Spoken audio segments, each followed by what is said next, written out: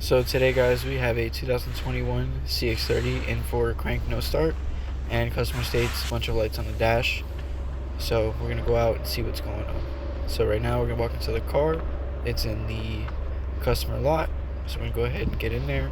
I had to blow this part out because I don't want the customer info spread or my dealership information spread on there. So right here doesn't start. So I'm gonna get out and then go grab my jump box, pop the hood, leave it popped open just in case I can't get in the car again. It is really dead. So right here, walking through the lot again, gonna go through the tool room here. So this is where our oil, special tools, balancer, tire machine, all that good stuff. Here's my jump box. I highly recommend this. It's really good. Apparently this one can start a semi-truck. I had yet to see it, but it honestly has not let me down. This thing is actually really good. And this car is completely dead. The battery's on, I want to say 6 volts, and it started it right up.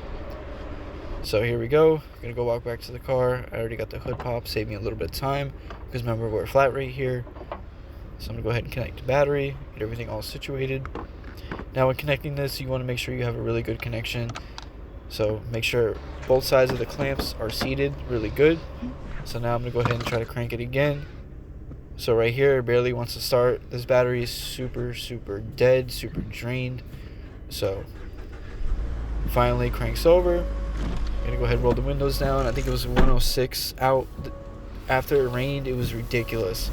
So I turned the customer AC down. I'll turn it back when I ship the car out, but honestly, I don't recommend adjusting the customer stuff, but honestly, I'm sweating, it's hot, I'm fixing your car, I will adjust it back. As long as you adjust it back, I think it's okay. So right now I'm pulling the car in the shop. I'm gonna go ahead, I left the hood open. I don't recommend this, but if you know your surroundings and you drive very slow and you can still have some visibility, it's okay, in my opinion. I don't see anything wrong with it. So I have both my bays full with problem cars, so I'm gonna go ahead and pull it in this center section and see what we got going on. So obviously first, it is a dead battery. This battery is from 2021, I believe, original. And you can see on the dash right there, got a bunch of lights on. So I'm going to come over here. I'm going to turn my jump box off. I left the car running. So I'm going to grab my diagnostic laptop. So I suggest you guys getting your personal diagnostic laptop. Talk to your service manager. Talk to whoever. It saves a bunch of time instead of waiting on somebody else's laptop. And in here, I accidentally knocked over the customer's little trash can, so we're going to put that back. We connect the Mazda scan tool. This is the Mazda scan tool. This is my personal computer. You just need the VCM. Now this is only for Mazda and Ford. So right here, I'm going to go ahead and connect MDARS. There's MDARS 1, MDARS 2, and IDS.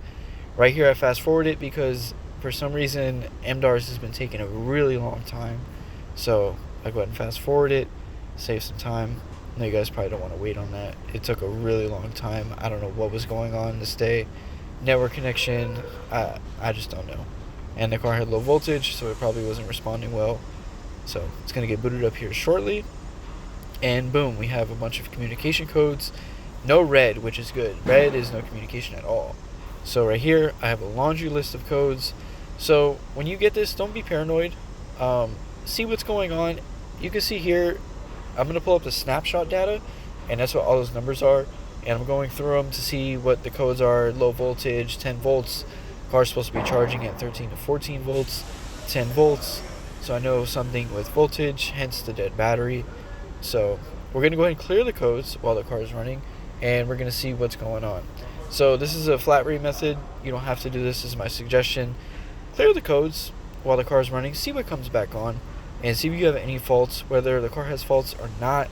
It's good practice, So right here I clear them, and boom, I have these codes come back. The car does need a camera. I have an internal failure. I believe the code was U3000. U3000 generally is an internal failure, and we do have problems with our cameras in these cars, especially the CX-5s. This is a CX-30. I have seen it a couple times, and ultimately it is the same manufacturer making the cameras. So with that, that's basic diagnostic. I went to order the parts, and they are back order. I don't have to do all that canned communication stuff because I already know it needs a camera. I've been doing this for 12 years, and I see this all the time. So with that, that's kind of the stopping point where I'm at, I had to take a screenshot of the codes for Mazda warranty, and they're going to ask me for it, so I'll send it to them. Other than that, that's pretty much it, and that wraps up today's car. This took me about 15, 20, 30 minutes roughly, so I went ahead and pulled the car out. Gonna wait on some parts when that camera comes in. I believe it's 3 weeks out, I want to say. So when that comes back, I'll go ahead and maybe do another video if you guys want to see it. But that wraps up today's video.